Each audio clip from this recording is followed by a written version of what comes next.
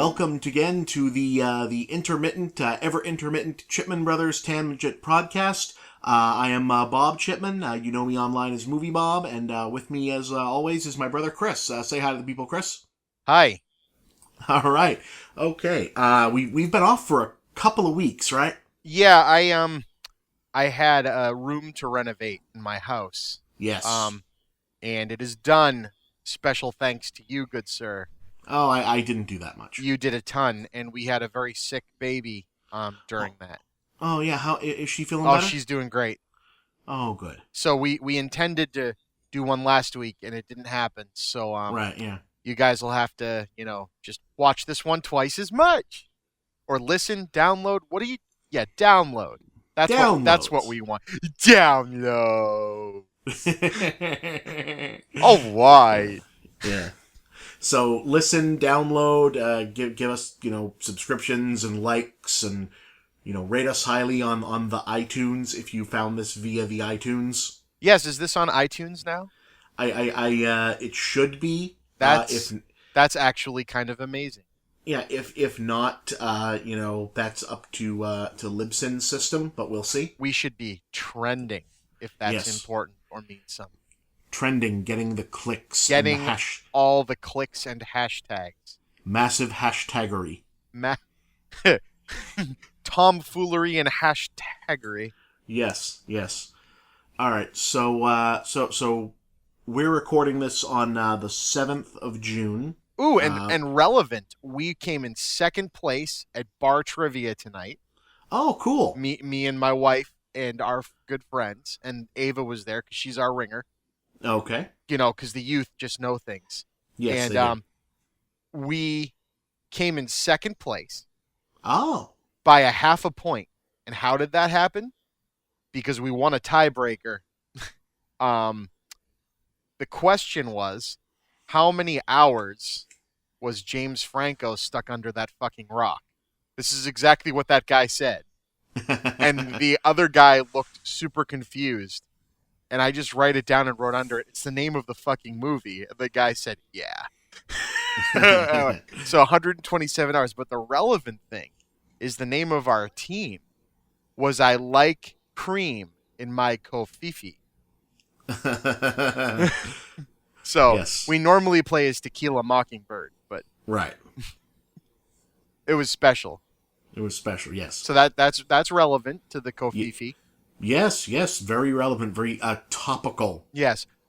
We should fall asleep mid-podcast at some point and see what it sounds like. But don't worry, there's a few of you out there that'll understand what we meant. Yeah. Anyway. At some point, if we make it out of this, what's weird is it's going to sound funny in retrospect. Yes, it's going to sound hysterical in retrospect, especially if we talk about it vague the way we're talking about it. Yes, this will all sound very weird when we come up for air on the other end.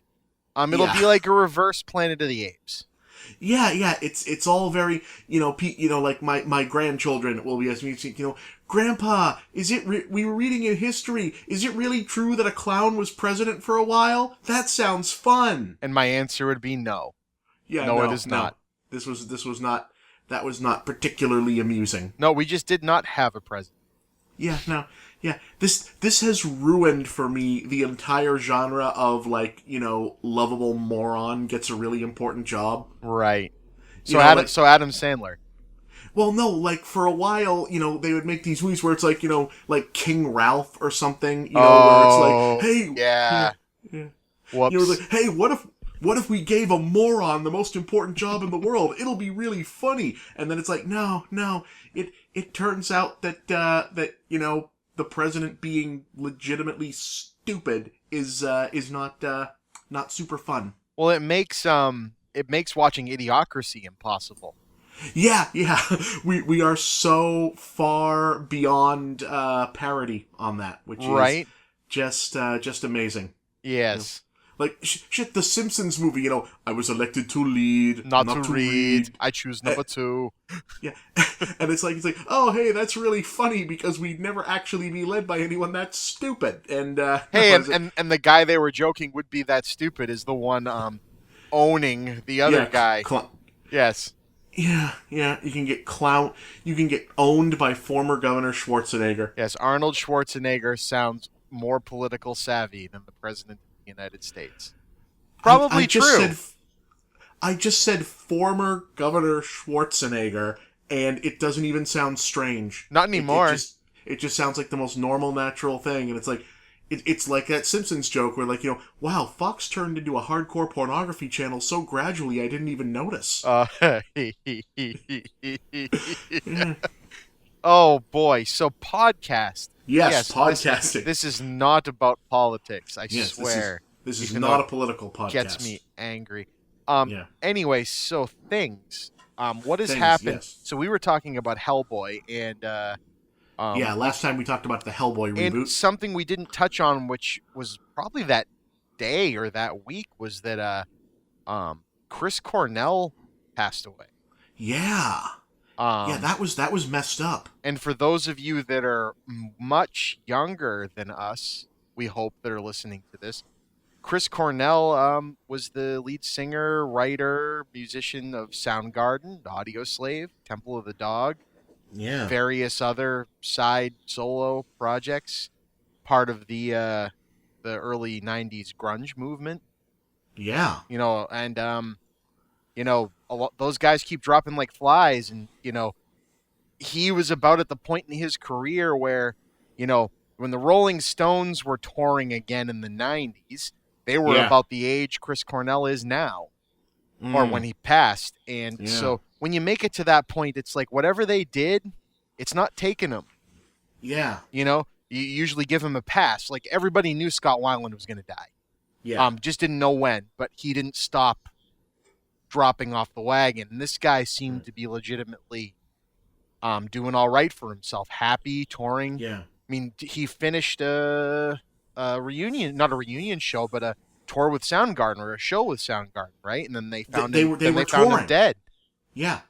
This we mean what we mean no disrespect earlier to the family and loved ones of Scott Weiland. It's right. It's a terrible tragedy there too. It's just it'd be kind of like there were signs. For instance, you lose the singer of Alice in Chains, whose name Lane Staley. Yeah. And that was not a huge surprise. Kurt Cobain, it was a surprise to everyone at the time, but you look back at the behavior and things. We're not here to diminish that. Yeah. But it's just when you get to this point in your career, your demeanor, it's a huge surprise. And I mean, this guy, big part of our musical upbringing, right? We've got the John Lennons and the Jim Morrisons and countless of our dad's generation, and then we've got the grunge movement was kind of our thing, and I mean the only guy really left is Eddie Vedder. Yeah, Vedder is alive. Right, you've Alice in Chains loses their singer, Nirvana, Stone Temple Pilots, and Soundgarden. Right, that leaves one guy, the other part of Temple of the Dog, right, singing duo. And so, I mean, I listened to Sirius XM, and they have a 90s station, Lithium. Yeah. And they basically went on full red alert, and they canceled everything they did that day, and basically it was working as like and this was an amazing thing to see, for everyone out there to think about the society we live in now and how it handles this versus the society we lived in the early 90s when Kurt Cobain died, right? This station basically became nearly a suicide hotline. Yeah. Right, where people were just calling, and they were telling people, hey, call me, call this station, have it out, emote, tell me how this makes you feel. I mean, this music meant something to me, but this music really meant something to a lot of my friends and a lot of people that I knew, and I mean, I just heard people laying their hearts on the line, and they played songs by this guy. And it's like the fact that our society, especially these people that might have been kind of hiding this and shelving it and putting it in the background, the kind of your buddy that's kind of quiet and in the corner at a party and doesn't really talk to everybody, that's calling into this thing and is able to just lay his heart out there about what this means, and that this guy, got him out of hard times, and then you lose the person, you lose the voice that helped you out when you were down. That shakes you to your core. And it was just amazing to see that in nowadays society, we don't turn it into, like you said, not to diminish the families of the others, that when someone dies and maybe they killed themselves, maybe they had demons, maybe it was just shit luck, you know what I mean? Or maybe it was accidental, whatever it is, that we're not treating it like they were a bad person. You're able to still say, this person meant something to me, this person touched me, this person did this. And the outpouring of love for this gentleman and the music that he wrote and the things that he did, it elevates it. You know what I mean? It not his dying, but the reaction people, the supportive reaction that people have when it comes about. And I mean, it's why these people do what they do. They're entertainers and they're making money, but you'd like to think that what you do has a lasting impression on somebody. And so that was it. I don't know what your thoughts are on it, but it I can't believe we didn't talk about it then, but it shook me pretty hard. It's sad. It was. I think one of the reasons that we didn't get right into it is because it was kind of hard to believe, because you're right. At a certain point, oddly, when you stop regularly hearing about someone, but you're also not hearing that like their career is over, you kind of assume that they're in that like safe zone, right? Where they're just they can tour like once in a while. When it comes to musicians, they can tour once in a while every year. They can hit up the county fair. Like if like I don't think about, and I'm just pulling a name out of my ass here. I don't think about the existence of the band like Sugar Ray. Right, but that guy's doing great for himself, apparently. Yeah, but like their music isn't really on the radio anymore unless you're listening to what is now an oldie station. You're not good point. You're not really hearing from it. But you also don't hear about, the former lead singer of Sugar Ray's in trouble again. You just kind of assume that they're doing the county fair rotation and that's okay. And when you hear about something like someone like Chris Cornell pass away, it just goes, oh man, that's, I thought he made it out. Well, right. It's like, you could apply it to that buddy from high school of yours that, after a while, it's like you don't got to check in on them anymore. And maybe that's the lesson to learn, is it's like celebrity, I'll quote, civilian, quote unquote, normal person, however you want to lay that distinction. They need the support and the love and whatever actually went down here. You know what I mean? You're never just all right. You always need people. You always need your support. Just being good at your job, just working, or just having, a family, kids, there's more to it than that. And it's really interesting. And again, it sucks that it takes a tragedy to bring so much out in people, but it's wonderful to see that it's not being turned into a, and now all the shit talkers come out. Like you same thing like you have with like Prince or Michael Jackson or everything. It's like, okay, those guys, there's demons and things, but they created something, and it's odd. It's hard to place the thoughts and the feelings on it, but I thought doing kind of like a geek culture podcast, it's not 100% relevant. I mean, there wasn't a lot of Chris Cornell tunes showing up in some of the greatest motion pictures ever made, but I'm sure that they were there. It's just, we're old enough now that we're getting into we're going to start losing these people to old age, not just to this kind of stuff. And it's a hard thing to take. I don't know if we mentioned that on this before, but when we were watching that 70s show on TV, the time it was taking place in was closer to when we were watching it in real time than now is to when the show was on. Mm. Right? It's just dating. It's dating us pretty quickly, right? Yeah. And these people aren't indestructible, Mm. even though they seemed like they'd be with us forever. Yeah. Yeah. It's not a happy thing. No, and to tangent that into movies, back to the tangent from Chris Cornell, into movies. I'm a huge stop motion animation fan, as you know, from when I was younger up until now. It's a shame that we're losing it. It seems that the Leica is no more, which is a goddamn shame. But Peter Sallis, the voice of Wallace from Wallace and Gromit, said, I think that was today or yesterday. Yesterday, yeah. Yesterday passed away. So, well, actually, several days ago, he passed away on June 2nd. At 95. Yes. So it's sad on a personal level of just we won't have any more of him, but that's a ripe old age. Sad for his family too, I'm sure, but a much more acceptable age to leave this earth. So that to start the podcast on a downer note. Yeah, that is a shame. He was a well-known English character actor. Otherwise, mainly worked in the 60s and 70s. Had some Doctor Who appearances. Was in several of some of the Hammer horror films.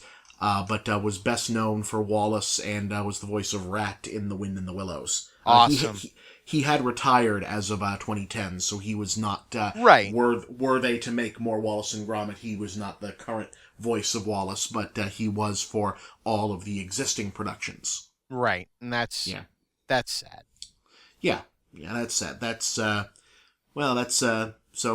we decided to open this week with a downer, everybody. Yes, and unfortunately we may have to go into not necessarily death-related downer, but I guess the next step of the way is, Bob, there's movies have come out since the last time we talked.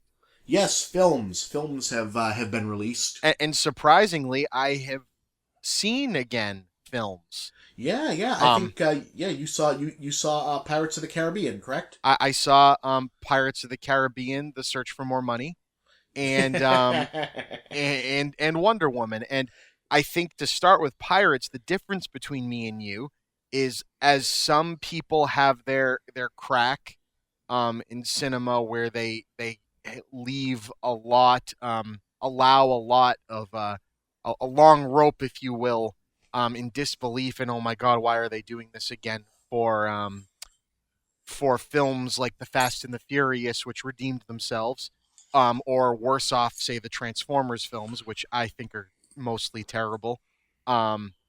I have a soft spot for these Pirates of the Caribbean films. And I know you did not like it, and I would not say it is a great film.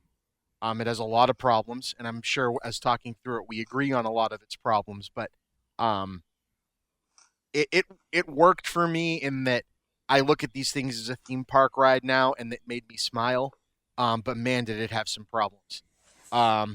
And I think the most important thing that you said that I said immediately in the middle of watching it was, we just got Guardians of the Galaxy 2, which we already talked about, but it is a perfect example of how you do a sequel. You get people into the theater by basically making something that they didn't know they wanted, and instead of giving them the same thing again, you give them a completely different movie. And that's how you do a sequel, in my opinion. And these Pirates movies tried to do that for two of them, kind of failed. Not fully, but they didn't work quite as well as the first one. And then these last two movies, just Force Awakens did. And you can't do that unearned. You can't showboat and basically remake or retread and have it fully work and not seem boring without some time having passed. Yeah. And you touched on that, and I think that's the most important takeaway that I would agree that kind of makes this feel a little boring would be there's no new reason for any of this. It's literally stand-ins for the same story we've already done. And okay, so maybe it's putting a fresh coat of paint on a theme park ride, but the animatronics are still old, and your character is was funny once and is one note now. And so those were kind of my takeaways. It's making a lot of money, so fine by that. But I don't Yeah. know. You've already said a lot in your review, but what do you think? More removed from the first weekend it came out. I'm so tired of this shit. Yeah.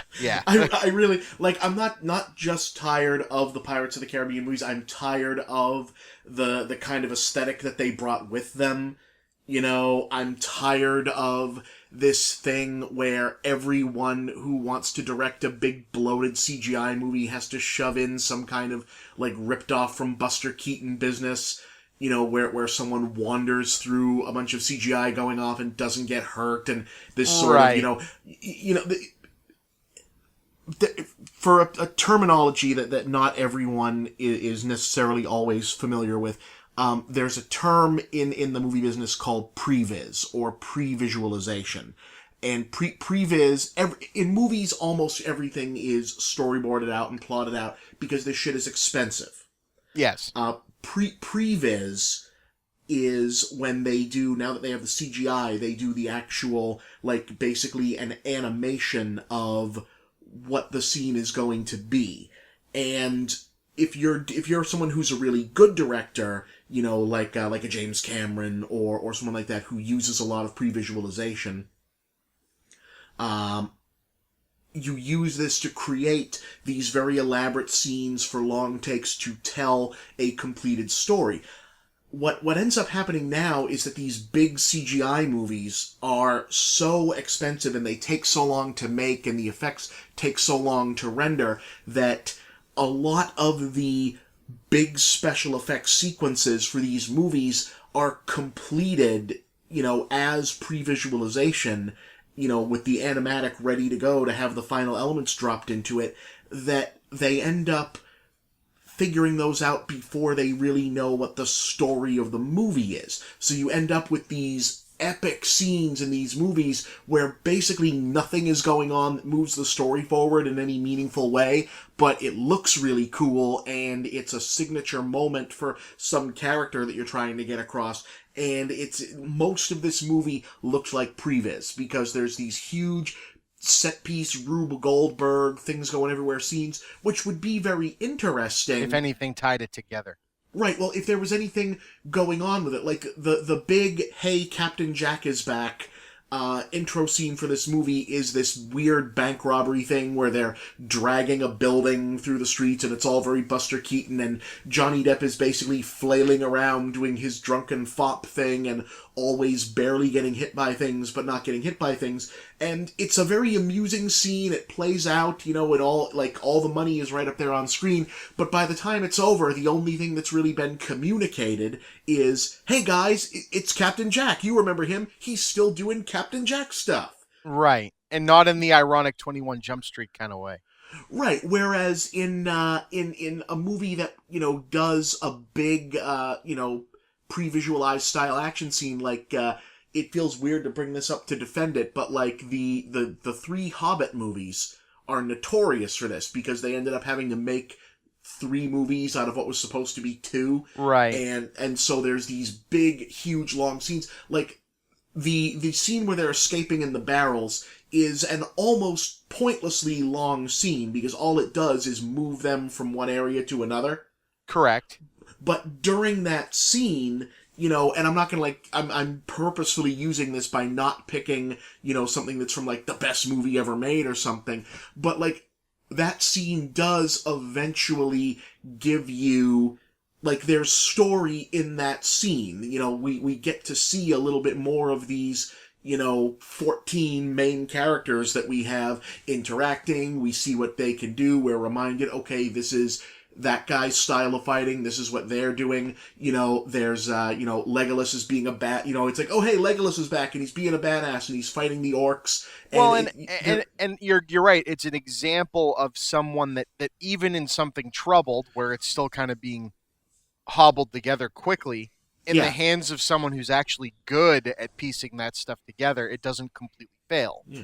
Well, like, even in that, in this specific barrel scene, the shot that I'm thinking of is there's one bit of business in this where Legolas has just come in and he's, Orlando Bloom is so psyched that someone put Orlando Bloom in a movie again. And Yay, they did that in Pirates of the Caribbean, too. Yeah, right, yeah. Whoops. Synergy. And, he's jumping on the guys and he's just doing his I'm an elf, I'm a badass, just sniping everyone with arrows, just killing guys all over the place. And in the midst of the whole big, long fight, there's this point where one of the orcs almost gets up behind him and stabs him, and, the lead dwarf, because I'm tired, the head guy, Thorin. There we go. Oakenshield. Right, Thorin Oakenshield, in the midst of all of this business where Legolas just showed up to save him, Legolas is about to get hit from behind, and Thorin Oakenshield just throws a dagger and kills the orc that's about to get him, and the orc falls down, and Legolas does not see this happen, and it's it's one little thing in the midst of an otherwise completely extraneous action scene, but in the midst of this, we at least get, okay, now this guy has accepted that this guy's on his side, he doesn't need to, showboat and say, hey, that one's for me, he just kind of lets it go, yeah, alright, that guy helped us, I'm gonna help me, respect, and move on, and, right. It's a small character. This whole business with stealing the bank in the Pirates thing gives us basically nothing like that. It just plays out and it's over. And again, a rudimentary screenplay pass would be, hey, maybe this movie doesn't have to be, a half an hour too long if we find a way to communicate some information. That would be a scene to remind us that Jack has a compass and what it does. Right. Which you have to recall the other three movies, that was a decade ago, right? Yeah, and here the weird thing is, now at this point, that, like you said, they're parading around exactly what everybody wants to see, and not adding anything to the mix. But if we think back to the original Pirates movie, our first, time we meet Jack in that first movie, yeah, he's still bumbling around being a little weird, but when the shit hits the fan, he's actually shown to be a bit of a fearable pirate. I mean, his first sequence with Orlando Bloom is a sword fight that's incredibly well choreographed and put together. We actually don't know if this guy's not going to run our main character, quote unquote, through. Right? Yeah, and this movie has, it's just, this is the drunk. Yeah. And again, I enjoy that because I like the character still, but it's as if we're getting the B-reel of a better movie. Mm-hmm. Yeah, it's all just very, it just feels pointless. And the one thing that's supposed to make it feel like it has some weight is that we're clearing up the one loose plot end from the other Pirates movies. Yeah. In this whole bit, for those of you who have not seen the movie yet, Brendan Thwaite's character is playing Orlando Bloom and Keira Knightley's now adult son, who is on an epic quest to undo the ballsy downer ending of the third movie. Which I gotta say, the Finding Daddy sequence involving the little kid version of him at the beginning is some inspired, cool, creepy ghost ship shit. Yeah, that leads into I almost was sitting, a good movie. I was sitting, well, because again, the movie never quite hits that point. But that sequence was great. That was like Gore Verbinski level, like first Pirates movie, kind of creepy great. Yeah. And the design of the Spanish, my goodness, I can't even, Salazar. Salazar his ship was super cool, but they do nothing the fuck with it. Yeah, it's just another thing that's there, and it's like we've been through this in all of these movies so far, with the like it's a plot point that Johnny Depp is still carrying around the Black Pearl in a bottle in his pocket because of magic stuff that was done in the previous movie. Yeah, because of the third one, which at least decided to go Terry Gilliam bonkers with much of its runtime. And then they just kind of throw it back in the water and it's big again, and it's like, okay, yeah, fine, here's the Black Pearl. It's a cool gag, but yeah, it just okay. Yeah, it's just dreary and here's the thing. I talked to you about this offline, and I still don't fully buy this. I understand that they're all pirates, and we've shown that they have to be cutthroat with each other, and everything's about I'll stab you in the back, you stab me in the back. Yeah. But Gibbs, I never took as being a complete prick.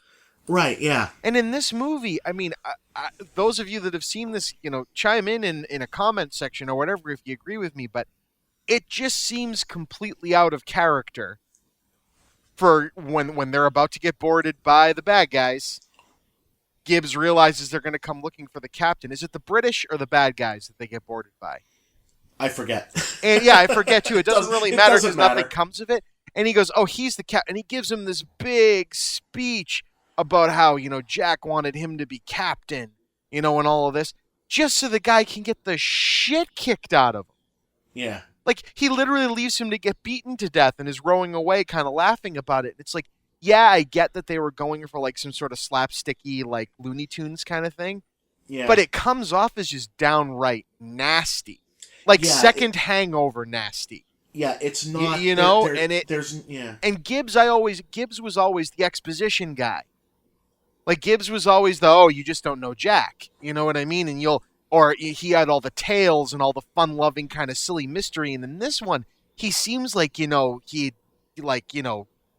kill ya.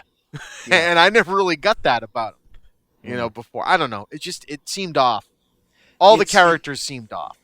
Yeah, it's, I mean, I guess that this has made some money, but it's not like a huge deal for them, and this seems like the last one. No, I mean, like I said, I'll leave it with, I enjoyed it because this stuff is like candy to me.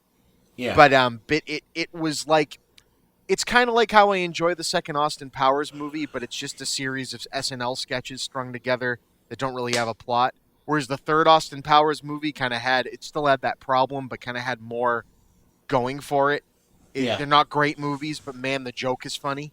Yeah. This one, it was a lot of vignettes of, okay, I get to relive some time with these characters that I liked, but they should stop. Yeah. They should stop. Yeah, this should be the end of that. I know, like, Johnny Depp is off doing, I guess he's the Invisible Man for the Dark Universe. Oh yeah, that's a good segue. You also brought to my attention that Quasimodo is part of this. Well, the Hunchback of Notre Dame seems to be. This is yeah, and the Phantom of the Opera. Yeah, which, I mean, they're both technically in the Universal Horrors thing, but this seems it's like I don't know, wrong. Well, like, now I have just came back from seeing The Mummy, and Bob, you mean The Mummy 2017? The Mummy 2017, starring Tom Cruise, as what exactly? Should you not blow it? No one knows what he is. You just saw the fucking movie. Yes, I just saw the movie and I don't know what he is. Does he have a name? His name is Nick Fury. No. This is okay. So that would be awesome. I'm assuming that the embargo on The Mummy will be up by the time I post this because no, Bob, I don't need to pull teeth out of you on it. It's just I find this so amusing. This is cathartic for me. So the premise of Universal's Dark Universe, which looks like it has the same text as Noe, which is that these are new films that are inspired by the titles and the basic characters of the Universal monsters, but it's not entirely clear what they're supposed to be, because the new Mummy, it's not a horror movie, it's not necessarily a monster movie, it's got like the tone of a superhero movie, but without a superhero in it. The premise of this is that the new Mummy, who is the title character, but is second billed to Tom Cruise and ends up kind of getting forgotten by her own movie, is an Egyptian princess. Well, there's your mistake in and of itself. And she becomes a mummy because she killed, like, the king of Egypt and tried to resurrect. She tried to create a human host for the god of death, which they keep calling Set, but I'm pretty sure Osiris was the god of the dead in Egypt. Fantastic. Whatever. So she's bad, and she wants to turn someone into the host for an evil god that is her boyfriend or something. Whatever. It's Sophia Boutella. She was Gazelle in Kingsman. She's a really compelling presence. She's a lot of fun. It looks like they gave her fun things to do from the Yeah. trailers. It looks so cheap, though. It looks like one of the Underworld movies. It looks like they spend all of their money on Tom Cruise, and I have no idea why he thinks he needs to be in this. That's the unfortunate vibe I took from the trailers, was it looked like a bad Underworld movie, Right. not one of the compelling ones. So the trick of it is she needs to get a magic dagger and a ruby that need to be put together so that she can stab Tom Cruise and turn him into the god of death, who is her boyfriend. And opposing her and controlling all this, Tom Cruise is just some guy who finds the sarcophagus and takes it out. It's in Iraq. Okay. It's a plot point that it's in Iraq. You know, the movie treats this as a big reveal for those in the audience, where it says, you know, Mesopotamia, the Fertile Crescent, and then following subtitle, currently known as Iraq. And then the guys with the guns and everything come running by, and it's like, oh, okay, they're assuming that most of the audience does not know that Mesopotamia is Iraq, which is probably true.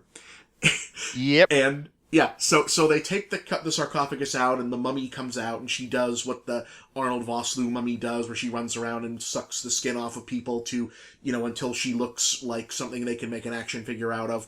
And Tom Cruise's character seems to die, but is resurrected because she is controlling. All he does is get pulled around by different characters who are explaining the world building of Universal's Dark Universe to him. Because before the mummy can even, lay out what she's up to, up shows Russell Crowe as...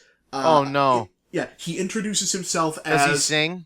No, he doesn't sing. This is not In Shape trying Russell Crowe. This is fun, fat, doesn't give a fuck Russell Crowe, which is the best Russell Crowe. That is true. At least he probably showed up. Yeah, he came to play, and he introduced himself as, well, hello, my name is Dr. Henry Jekyll. Welcome to Prodigium. And Prodigium is S.H.I.E.L.D., but for monsters. And they have all these little bottles. It's like, oh, look, there's the creature from the Black Lagoon's hand. There's a vampire skull. Oh, wow, there's going to be a whole series. And the movie just grinds to a halt so that they can, make teases about other stuff that's going on. And he can turn into Mr. Hyde for a little bit. And then they remember that there's a mummy. So Tom Cruise has to go and fight the mummy. And do you give a shit about a spoiler for this? No, I'm riveted. So Tom Cruise defeats the mummy, and if I can describe the tone of, the action battle, scary, in quotation, stuff from this movie, all of the scenes of people encountering mummies and creatures all feel exactly like someone ripped off Army of Darkness, but was unaware that Army of Darkness was a comedy. Oh, so it's because Tom Cruise is giving a Bruce Campbell Evil Dead performance in this movie, but in his Tom Cruise Mr. Intensity kind of thing. So because all that keeps happening is people keep saying monsters, prodigium, mummy, set, dagger, stuff. Things, and ghosts and demons are trying to lead him to one side or the other, and and he's just constantly mugging directly into the camera. What? Huh? I don't understand. What is that? Huh? I don't get it. But in that Tom Cruise, you've never seen me very upset kind of thing, where his neck veins are all bulged out. And so the big climax of this week, he's getting ragdolled around this cheap ass looking tomb set by Sofia Boutella the mummy, and it just feels like Ash getting thrown around the graveyard, but without the cartoon sound effects. Right. And it's just, so he defeats the mummy by sticking the dagger in himself and absorbing the superpowers of evil that he's supposed to absorb, but because he's a good guy, he never gets a backstory, by the way. We're told, Dr. Jekyll opens a whole file on him and says, oh, yes, you're a soldier. Very interesting. You're interesting. You could go either way. And never tells us what any of it said. And Jesus. I don't know what happened in the editing here, but, so the love interest girl, who is also in this movie, who's someone who works for Prodigium, dies in the midst of this big action scene, and Tom Cruise, who has known this person for about a day, turns himself into whatever, stabs himself, and then brings her back to life, and she comes back to life, and when she's back to life, Tom Cruise is hiding in the shadows with this in that blacked out, this will reveal the monster makeup of whatever he is now kind of thing. Mm-hmm. And he's sitting there going, he's like, don't come near me. I don't know what I am. You have to get out of here. I'll find you. And he, like, dis-a-fucking-peers. And I'm saying, like, so wait, what the fuck is he? Is he the Wolfman? Is he Van Helsing? Is he the Mummy now? And then we get, like, this weird voiceover from Dr. Jekyll about how, perhaps what it will take to fight a monster is another monster. And all we get is Tom Cruise in the desert wearing, like, a turban that obscures his face and riding off into the sunset on a horse. Like, hey guys, I'll be in the sequel to whatever the hell this is. It's almost like they didn't figure out what he's supposed to be. So it's not really a Mummy movie. It mostly exists to tell us all this bullshit about Prodigium as though this is like the Marvel movies and this is stuff we've heard of and should give a shit. Right, but they forgot to make the movie where you know what that shit means. And the whole thing turns into the origin story of Tom Cruise as monster yet to be determined. I love it. I absolutely love it. It's so bad. Oh my god, this actually makes me want to see this for some reason. it's so bad. And now, like, the talk of the town is that, if Wonder Woman doesn't drop a lot, that it might still come out number one ahead of this, and that, Universal might have to... Because, like, they were supposed to start this Dark Universe thing with Dracula Untold, and then that bombed, so they said, no, we're not doing that. And now they've got Tom Cruise in these TV ads. Have you seen these where he's selling the movie and the movie is being sold like it's a prestigious Tom Cruise project? Like, hello, I'm Tom Cruise. As a young man, I remember watching the Universal monsters on television and being fascinated by that world of gods and monsters. I hope you'll join me for this exciting new reimagining of The Mummy. Oh, Jesus. No, I have not seen this. The only thing that was of remote interest to me seemed like a joke, and that's that one of the things in Prodigium's collection turns out to be the Book of the Dead from the Brendan Fraser Mummy. All right, that's cool. Yeah, I like that. Like yes, I am the mark that if you show me a Universal monster movie and they have the creature from the Black Lagoon's hand in like a formaldehyde bottle, I momentarily mark out and go, oh hey, all right, the Gillman, and then I stop myself and I think, wait a minute. This is dog shit. I don't want to see the Gillman anywhere near this. I like that guy. Right. So that's bad, but... It's a damn shame, because the Brendan Fraser one was really good. Yeah. In like a cheesy kind of way. No, the first Brendan Fraser Mummy is a perfectly good 3-star late 90s blockbuster. It's everything you want from one of those. It's fun. It's just monstery enough. It's just adventure-y enough. It's frankly a better Indiana Jones movie than the actual fourth Indiana Jones. Yes, you like you said in your Pirates review, Pirates 1 is very similar to that formula. Yeah, it is. It's the same movie. And, Brendan Fraser's really good. Arnold Vosloo's really good. That movie was like the star-making turn for Rachel Weisz, who's like one of our best actresses now. Yeah, dude, The Lobster. Yeah, right. Jesus. Yeah. I mean, this like that was good stuff, and then they made the second one, which wasn't very good, but did have stuff. Yeah, it's stuff. And then 10 years later, they made a third one. Yeah, what's nuts is go back and watch the Brendan Fraser Mummy, and that like now feels like the most leisurely paced movie. Like that movie is paced like an art house tea time movie now. It's like an hour before they find the mummy. There's the whole stretch when they're breaking Brendan Fraser out of jail and they're just on the boat hanging out, and it's like, no, we know we've got good stuff. We're taking our time. Mm-hmm. Yeah. So here's the other thing. So this will be a cool segue from the Mummy. So if they are doing the Dark Universe and they go whole hog and they at least make another 2 movies. Yeah. Okay. Does that mean that whatever the third one is, it's actually good, like Wonder Woman? I don't know. See what I did there? I do. I hope the next Dark Universe movie is good because the next one is Bill Condon doing The Bride of Frankenstein. Give me a second there. What? So Bill Condon can be very good. Yes, he can. And every once in a while, just having fun. But Bill Condon can be very fucking good. Yeah, no, he just did Cinderella, and he's No, he did Beauty and the Beast. He did Beauty and the Beast, right? Kenneth Branagh.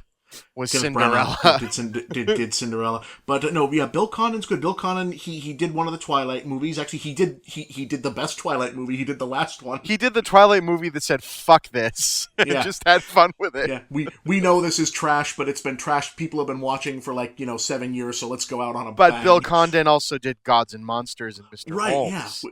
Which is a fun tie-in. Oh, and Javier Bardem is Frankenstein's monster. Which I would have been more interested in before seeing Pirates, where I love Javier Bardem and he had such a presence in that movie and they did nothing with him.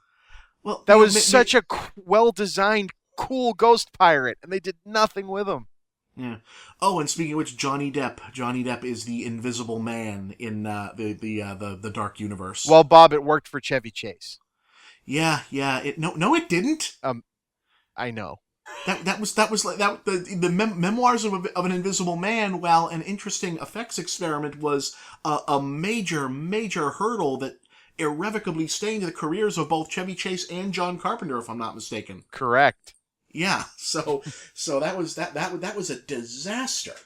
Not as big of a disaster as the Mummy, but yeah. Wow. Yes. I'm glad to hear it's worse than Van Helsing. Yeah, I would. I actually dig Van Helsing. It's a mess, but I dig the shit out of it. Van Helsing is Van Helsing is a 4-star perfect film compared to the new Mummy. Oh, good. Yeah, I would rather watch The Mummy, The Tomb of the Dragon Emperor again. Oh no. Ew. Yeah, but you mentioned Wonder Woman. We've both seen Wonder Woman. And folks have what was that? Sorry. Folks have had a chance to see my review and my spoiler stuff about Wonder Woman. Chris, you and the wife both saw Wonder Woman, right? Oh yes. What was the takeaway from Wonder Woman? Well, so an earlier podcast of ours, we talked about Batman versus Superman and how just 2 months ago, I think, I finally saw it for the first time. And we talked about how you and I saw Man of Steel together and how I still hold a candle that is a decent film that really loses it in the third act for me. I'm a giant Superman fan, but with full respect to Zack Snyder and everything that has happened with his family, I'll say the same thing you said in his review. Watchmen would make me think that he was cut out for this type of material, and I think that the Man of Steel and Batman versus Superman especially are more of a studio and script problem necessarily than his abilities to make a good superhero movie, because visually the Man of Steel was interesting and I just didn't like some of it. Batman versus Superman is just an editing and pacing and casting and writing and everything problem. But god damn it, if they didn't make a movie that exists in the world they created, it does not do anything to diminish the world they created.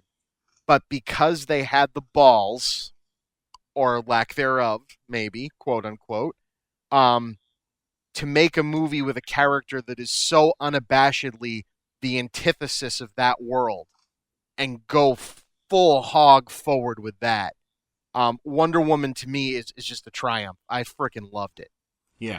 I loved it. It's got flaws. You pointed out it's kind of like the first or second run MCU movies, but I mean, I'd put it up there with the original Raimi Spider-Man, for just jumping right out and being like, hey, you haven't seen this character on film like this before, and they nailed it for me.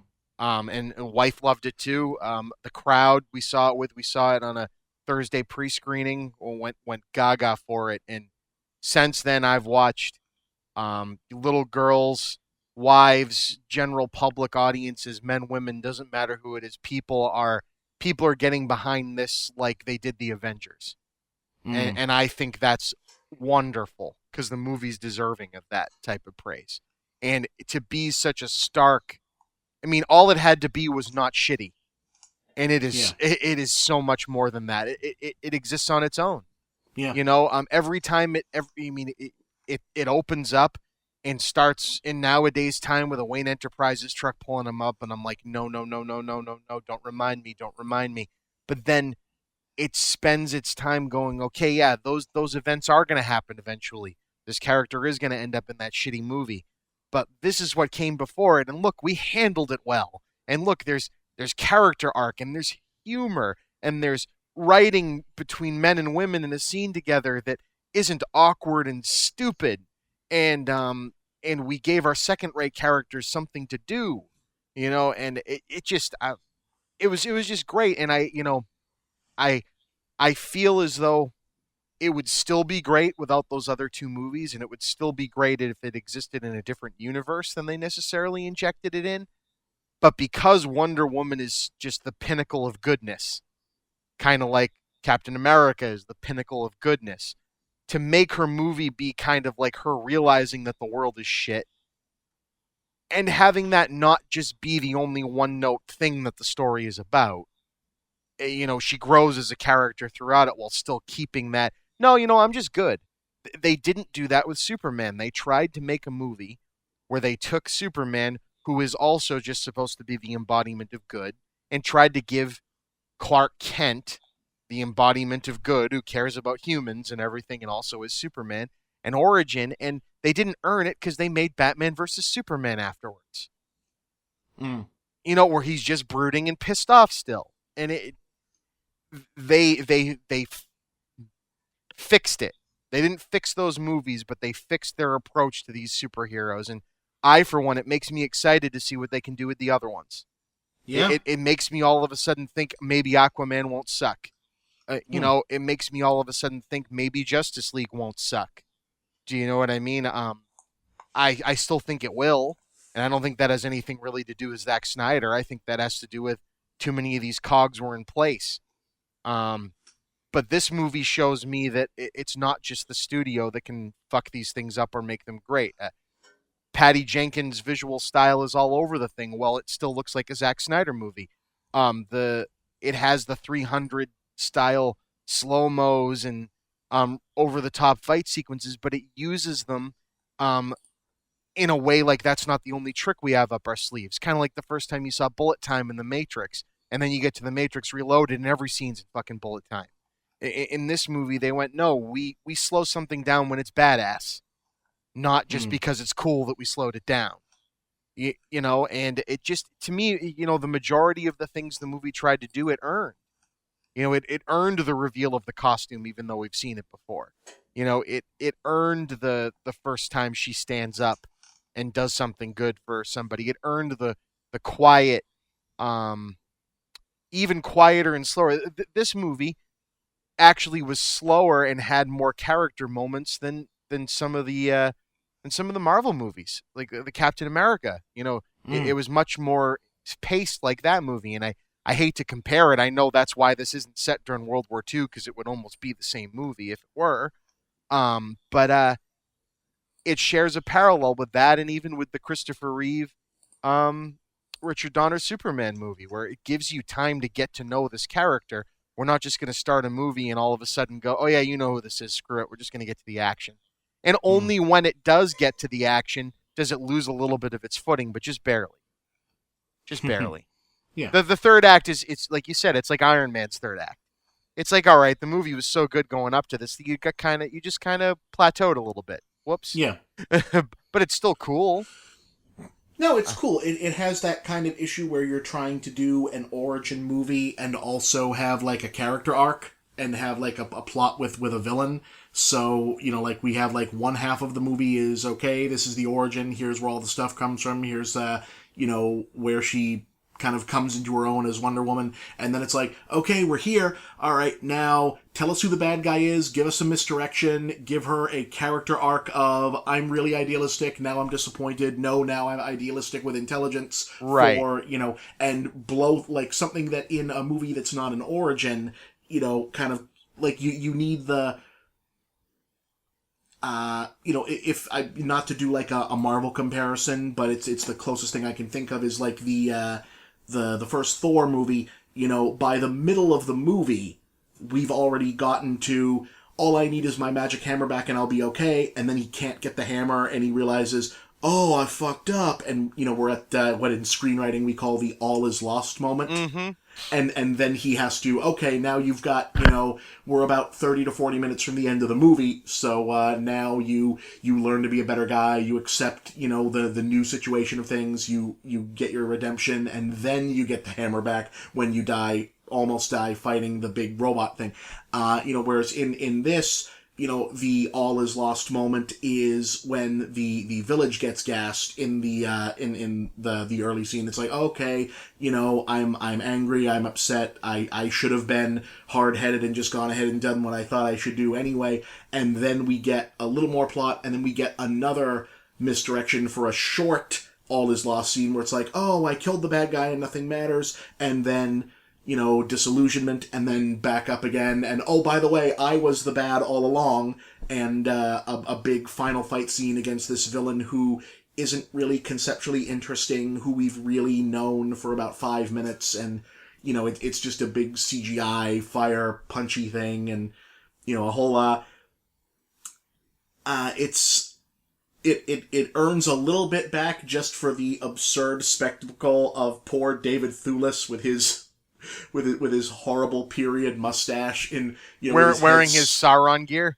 Oh god, with his head sticking out of this dopey CGI armor, literally putting his hands up to the sky, going, "I will destroy you." But the thing is, as silly as it was, it is the most unabashedly comic book thing, fantasy thing that any of these DCEU movies have had. Yeah. And I love it for that, because it doesn't look washed out and stupid like the Doomsday shit from Batman versus Superman. It at least is an interesting looking scene. It's a little silly, it's a little goofy, but here's why it really earned it for me, is because, and again, would I have felt this way if only this movie had existed? So we love the Christopher Nolan Batman movies. The third one's a little iffy, but I love them. But his approach to doing superhero, which they still, even though they're trying to reinvent this universe with Man of Steel and Batman versus Superman and this and Justice League again, is they still had a bit of ultra realism to them that bothered me. And so the switching of the characters, the changing of arcs. So in this one, when you get more revealed, and spoiler alerts from here on out, even though we went through all the way and basically said that Ares shows up at the end anyway, I spent the good majority of the movie, because they spent the good majority of, no, we need to beat her idealism and her everything is good, and we need to beat down that, there were Greek gods and this Ares thing, and maybe war is just human. And so I'm watching the movie and going, great. They're going to give this cool backstory, and not only is she going to get smacked down a little bit with the reality of the real world, we're going to get the, oh no, yeah, you might have these powers, but the gods and these other things aren't really real. And so when she kills the bad guy and the war continues, I was really worried that was the direction they were going to go for a minute. Because there was, besides her and the Amazons, there was nothing fantasy level in this movie up to that point. Everything else was very real. Mm-hmm. Do you know what I mean? She was just super strong, and and her, things seemed a little magical, but that was about it. So it was a great big joy to me when he turned around and revealed himself to be Ares, because I'm like, oh, thank God, we actually have a demon god as our villain here. All right, cool. Yeah. You know what I mean? Because up to that point, it was very dodgy that they weren't going to stick the landing in that regard, that they were going to pull back a little bit. I kind of had a feeling that wherever we were going, we were heading toward David Thewlis, because it's one of those things where, unfortunately, this isn't a movie where they've broken the bank and cast a billion really big actors in small roles. Right. So when a recognizable actor who can probably command some of a fee shows up midway through the movie and just says, "Oh, hello, I'm just some regular functionary. Hello, cheerio." It's like, "Oh, hey, you're the bad guy and you'll be back at the end. Okay, cool." That is true. I seem a little too interested in our main character. It's fine. Yeah. Well, it's like when you see, like when you're watching a cop show and, and the special guest star is more famous than anyone who's in the regular cast, and it's like, oh, okay, I know who the bad guy is, or the victim is. Yeah. And Robin Williams as Merritt Rook. And it's like, oh, okay. All right. So, true. Another cool thing, and I think this has been touched upon by others, but I found this super cool because I didn't expect it, is we have an actress, Gal Gadot, who's proven now, everyone's seen this movie. She had the chops to do this. Have no fear. She's great. She did a very good job. But the thing you always get worried about is when you have an actress who's physically good at what they do and is going to be fine in that portion of the part, who doesn't speak with what people would say, oh, why didn't you give her an American accent, or why didn't you give her a British accent? In these period movies, or with somebody like Lord of the Rings era, right? Everyone speaks with a British accent, whatever. Yeah. She has a thick Israeli accent. She does. So what did we do? And I found this amazing because they start you on her island, on the Amazons, with the Amazons, when she's a child. Everyone speaks with an Israeli accent. Yeah, and right. and these are, again, because we're surrounding you with accomplished actors that can easily still act well and fake an accent. We're gonna not trust in the fact that because she'd lose some of her charm if she was also trying to fake an accent that's not hers, right? Part of the charming part of her is that when she and Steve Trevor, Chris Pine, start interacting, and she kind of does her little fun pokey, but they work in a classical relationship way, which I thought was cool about this rah-rah feminism. All the men's right activists were so afraid that this movie was going to hurt them so badly that, but you go there and you actually get kind of a classic, like, 1940s romance a little bit going on, but with her having the upper hand in a lot of the conversations, which I thought was super cool. But her screwball is what that's called. This is screwball romance, which hasn't been pulled off in forever. Exactly. Her ability to hold her own and be charming and adorable and attractive and strong, all those things, comes from the fact that the movie didn't take something natural about her away. Where with other movies, they'd say, no, we want you to sound normal, so we're going to have you fake this other accent. And this movie decided, no, normal is that on this island they speak with an Israeli accent. Go fuck yourselves. Yeah. And I thought that was really cool. Yeah, I maintain that we are still in the zone of unknowing as to whether or not this person, like, can act at all. But she can do exactly this better than almost like this is one of those, like, performances that becomes an iconic performance where you could not recast this role now, because everything about this character is this strange, slightly alien, not quite, sort of not of this earth kind of physical and, personality presence that she brings. They basically said, you know what? No one really has a conception outside of Linda Carter 30 years ago of what this character is. So you just do, whatever it is that makes you so damn compelling, and that's just the character. And it's goddamn iconic. Yeah, it's not like kinda good. Like, they could have made a shit film around this character, and it still would have been worth it for what she embodies when she's on screen. This character, right?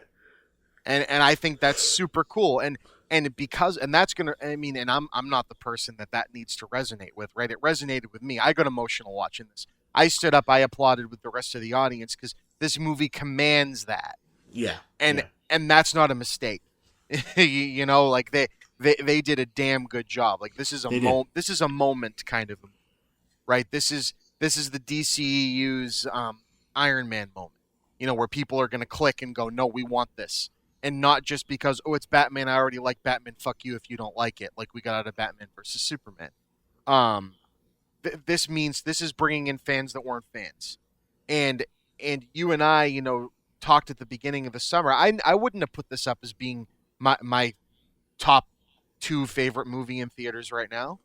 I thought it was going to be decent. I didn't think it had any chance of being a colossal failure like Batman versus Superman, but I really thought it was going to be it's okay, which by comparison is a 4-star movie. And instead, no, it's a solid 3.5 star movie. Yeah. On its own merit, and can only be elevated if what they make after it is even better. It could be the springboard for great things all of a sudden.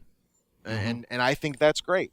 And maybe their clout of we're a director's studio and we don't tell them exactly what to do, and maybe that had some merit with this movie. I'm not saying Yeah. it'll have merit with all of them, but maybe they had some merit with this movie. You hired the right people, and you cast the right people, and you found that bright light in whatever you're trying to do with this universe. And I loved it. Yeah, I was really into it. I think thinking back on it, I like it even more. Mm-hmm. And again, it's not. This isn't some nonstop popcorn flick. You talked about the Brendan Fraser Mummy being kind of leisure. This has a bit of a leisurely pace for a movie that has 2 movies jammed into 2.5 hours. Yeah. You know, it takes a long time to get ramped up, and decides to slow down and have some, late 90s like family movie like comedy bits, and we're going to go clothes shopping, and we're going to, have them dance in a courtyard in the snow, and just things that have been missed, I think, in this genre in particular. The stuff Joss Whedon brought to the Avengers and lesser so in Age of Ultron, where, you've got a 20-minute segment of the movie where we go to one of the characters' homes and meet his family. That's the kind of shit that's great to see. Fuck, we'll go back to the original Teenage Mutant Ninja Turtles movie where they spend a 20-minute segment in the middle on that farmhouse. Yeah. And we get all that character stuff with Donatello and Leo and Raph. It's just somebody out there is thinking, and I'm glad to see that they let the thinking people into the DC Extended Universe a little bit. Mm-hmm. That's my take. Yeah, I agree. I've said as much already. I'm very fond of it, and I think it's a damn good picture. They did a great job. Yeah. All right, so that's some positivity. Yeah, we started dark, got positive. Yeah. Started dark, then went dark universe. Dark universe. Universal. Bob. Dark universe. Bob, I wonder if they're gonna get Disturbed to do the theme song for the Dark Universe. Dark universe. Or maybe Korn. Dark, yes. Maybe Evanescence. Dark, yes. This universe is dark. It's very dark and serious business with Prodigium and Frankenstein. Yes, Frankenstein. And the Bride of Frankenstein. But it's not Frankenstein's monster. That just confuses people. No, it's Frankenstein. It's Frankenstein. He's got bolts in his neck, I think. We've got to find the special magic gems and assemble the jewel of something that ties the movies together. Yes. The Prodigium. And Prodigium. You have no idea how many actors in this movie are very, very seriously saying the word Prodigium over and over again to each other. Prodigium. Klaatu Verata Prodigium. Hello, my friend Nicholas. My name is Dr. Henry Jekyll. Welcome to Prodigium. I couldn't tell you that I was working for Prodigium, but in fact I am working for Prodigium. Well, it's not what Prodigium is. It's how. It's how. And why. Right. Unfortunately, no one can be told what Prodigium is. You have to see it for yourself. What the fuck? This is more interesting than this movie sounds. Not only did someone get paid to write this one mummy movie, but this is clearly this huge plotted out thing that they've mapped out very carefully about Prodigium and trying to find the cure for they describe. Dr. Jekyll describes himself as being committed to finding a cure. A cure for what? Cure for evil, Mr. Nicholas. A cure for evil. Oh boy. Yeah. This sounds wonderful. This does not sound at all like something made for Sci-Fi Channel before they made Sharknado. Oh god, yeah, that's exactly what it is. It's like I don't want to just short him, but it really does feel like I'm getting all jazzed up for the really shitty high-tech version of Penny Dreadful. Oh no. Did Tom Cruise lose his handlers again? I don't know. I don't get what the angle on this is. Maybe if they eventually reveal what he's playing and it's a really good role, if somehow, stabbing himself with an Egyptian dagger has transformed him into Dracula, maybe that's where we're going, but I don't know. Are we going with like the Guillermo del Toro, like what's that movie again? That's what it feels like. It feels like shitty Hellboy. Oh Yeah, boy. And you know it's you know, like I can't figure out what is the thing. Like even at the end I kept waiting. It's like, okay, this is the part where they tell us Tom Cruise is Van Helsing, right? Right. And I mean, yeah. Van Helsing sounds interesting. The Wolfman is the vibe I got from the trailer. No, he's not the Wolfman, or at least doesn't seem to be the Wolfman. It's all. I don't think they know yet. I think they're like waiting to see where this goes, and then they'll just get Tom Cruise back for whatever the thing is. I mean, did they like pay him for 4 movies already or something? Like I don't know. Supposedly he's in Untitled Universal Event Movie 2020. Universal event. Is it a dark event? It's a dark event. It's a dark event in the dark universe. Is this 1996? Like, this sounds like the name of like a Limp Bizkit tour. Well, or an insane clown posse show. Yeah, Welcome to my dark universe. It's about Jesus and shit. Don't tell them that. Oh, sorry. Come to the Dark Universe show with ICP, Slipknot, Mudvayne, and Prodigium. Yes, it's all about Prodigium. Prodigium sounds like a Monster Energy drink flavor. Yeah. You know what'll get you tore up? It's Prodigium. Prodigium. Prodigium. See, we're getting in early because by Monday everyone will be doing Prodigium.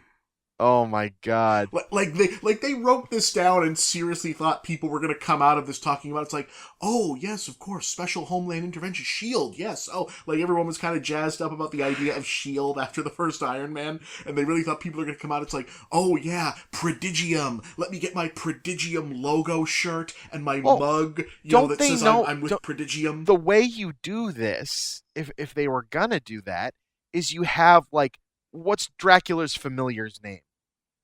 Renfield? You have like fucking Renfield show up at the end. Yeah. And drop, fuck, if you still want to call it Prodigium, it's like, fine, but hi, I'm Renfield, Prodigium operative. I'd like you to meet my employer. That's how you end this shit. Yeah, right, yeah. And then there's a fucking castle and a goddamn bat flies into it, and then everybody walks out going, yeah, there's gonna be Dracula and shit. Who are you and how did you get into Tom Cruise's house? Oh, my name is Igor, master. Oh, yeah. Like, I'm joking, but that's less shitty than the movie is. Right. All of that would be more interesting.